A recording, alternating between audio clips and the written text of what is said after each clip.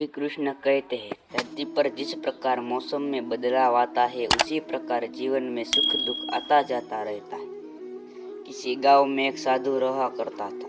वो जब भी नाचता तो बारिश होती थी।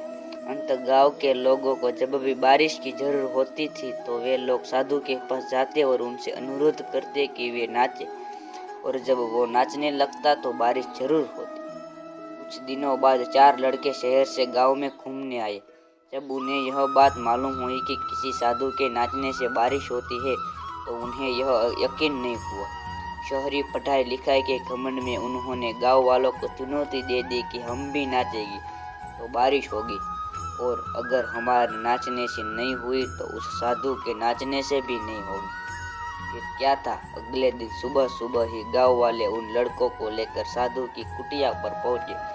साधु को सारी बात बताई गई। फिर लड़कों ने नाचना शुरू किया। आधे घंटे बीते और पहला लड़का थक कर बैठ गया, पर बादल नहीं दिखे। कुछ देर में दूसरे ने भी यह किया कि और 1 घंटा बीतते बीतते बाकी दोनों लड़के भी थक कर बैठ गए, पर बारिश नहीं हुई। अब साधु की बारी थी। उसने नाचना शुरू किया। 1 घंटा बीता, बारिश नहीं हुई। साधु नाचता रहा। 2 घंटा बीता, बारिश नहीं हुई, पर साधु तो रुकने का नाम ही नहीं ले रहा था। धीरे धीरे शाम ढलने लगी। तभी बादलों की गड़गड़ाहट सुनाई दी और जोरों की बारिश होने लगी। लड़के दंग रह गए और तुरंत साधु की क्षमा मांगी और पूछा, बाबा, भला ऐसा क्यों हुआ कि हमारे नाचने से बारिश नहीं हुई और आपके नाचने से हो गई?